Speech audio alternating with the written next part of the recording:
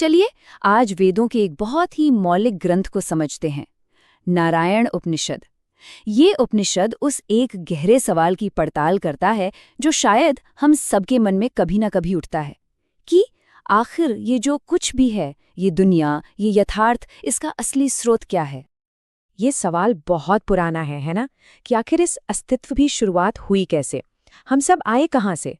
ये प्राचीन ग्रंथ इन्हीं गहरे सवालों का जवाब देने की एक कोशिश है। तो आइए इसकी गहराई में उतरते हैं। उपनिषद का जवाब यहीं से शुरू होता है, और वो ये है कि ये सृष्टि कोई हादसा नहीं है, बल्कि एक दिव्य इच्छा, एक संकल्प का नतीजा है। सोचिए, एक ही चेतना का ये फैसला था कि पूरे ब्रह्मांड को अस्तित्व में लाया जाए। अच्छा, तो संकल्प तो हो गया, पर ये सृष्टि असल में बनी कैसे?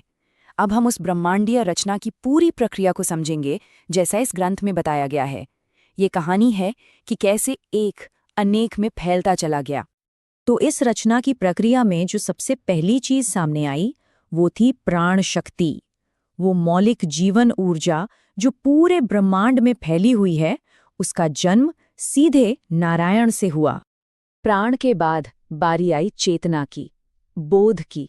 हमारा मन जो सोचता है, महसूस करता है, और हमारी इंद्रियां जिनसे हम इस दुनिया का अनुभव करते हैं, ये सब उसी एक स्रोत से पैदा हुए। और फिर इसके बाद इस भौतिक दुनिया के 5 मूल तत्व बने: आकाश, वायु, अग्नि, जल और पृथ्वी। ये सब के सब उसी एक दिव्य इच्छा की अलग अलग अभिव्यक्तियां हैं। आप देखिए कैसे ऊर्जा ने पदार्थ का रूप लिया। और बात सिर्फ तत्वों तक ही नहीं रुकती। फिर नारायण से ही सारे देवताओं का जन्म हुआ। ब्रह्मा, रुद्र, इंद्र, प्रजापति, आदित्य और वसु, सभी देवता उसी एक परम सत्ता से जन्मे हैं। इसका मतलब ये हुआ कि नारायण सिर्फ सृष्टिकर्ता ही नहीं है, बल्कि वो पूरे देवलोक के भी स्रोत हैं। तो ठीक है, सृष्टि की प्रक्रिया तो समझ आ गई, लेकिन अब उपनिषद अपना ध्यान नारायण की असली प्रकृति पर ले जाता है कि वो कोई दूर बैठे सृष्टिकर्ता नहीं है, बल्कि वो खुद ही इस पूरे अस्तित्व के कण कण में मौजूद हैं। यहाँ नारायण के स्वभाव को बहुत साफ तौर पर बताया गया है।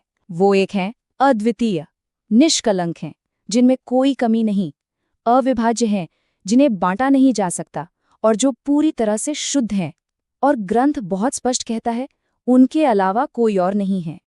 इस सर्वव्यापकता की धारणा को देखिए। मतलब नारायण सिर्फ बाहर इस ब्रह्मांड में ही नहीं है, बल्कि वो भीतर हर जीव के अंदर भी मौजूद हैं। अंदर की दुनिया हो या बाहर की दुनिया, सब में वही है। और ये विचार सिर्फ जगह तक सीमित नहीं है, ये समय के बंधन से भी परे है। उपनिषद के मुताबिक जो कुछ भी था, जो कुछ भी है और जो कुछ भी होगा, वो सब नारायण की ही एक अभिव्यक्ति है। समय और स्थान सब कुछ उसी एक सत्ता में समाया हुआ है। तो एक सवाल उठता है कि अगर नारायण ही सब कुछ हैं, तो फिर उस परम सत्य से जुड़ने का रास्ता क्या है? यहाँ उपनिषद अपने व्यावहारिक पहलू को सामने लाता है, एक मंत्र जो साधक को इस परम यथार्थ से जोड़ता है। वो रास्ता एक पवित्र मंत्र से होकर गुजरता है, और ग्रंथ इसे 3 हिस्सों में तोड़कर समझाता है। सबसे पहले ओम, 1 अक्षर, फिर नमः, 2 अक्षर, और आखिर में नारायण आया, 5 अक्षर।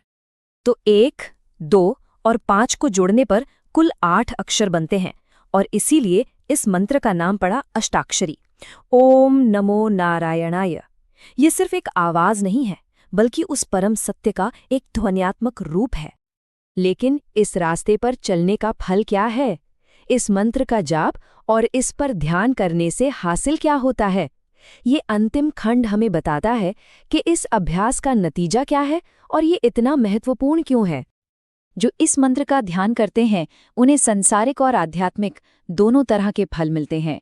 एक लंबा जीवन, धन धान्य में बढ़ोतरी से लेकर आखिरकार जन्म और मृत्यु के बंधन से मुक्ति और वैकुंठ लोक की प्राप्ति तक। पर इन सब लाभों से भी ऊपर एक अंतिम बात है, जहां इस उपनिषद का सार छिपा है।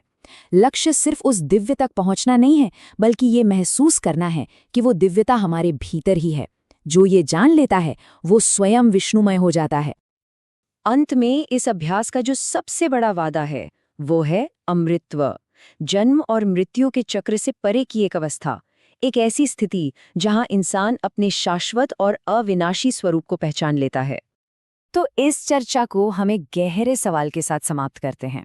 सोचिए, अगर बनाने वाला, उसकी बनाई हुई दुनिया और उससे जुड़ने का रास्ता, ये सब एक ही परम सत्य की झलक हैं, तो शायद यात्रा बाहर कुछ खोजने की है ही नहीं, बल्कि भीतर उस एकता को पहचानने की है जो हमेशा से मौजूद है।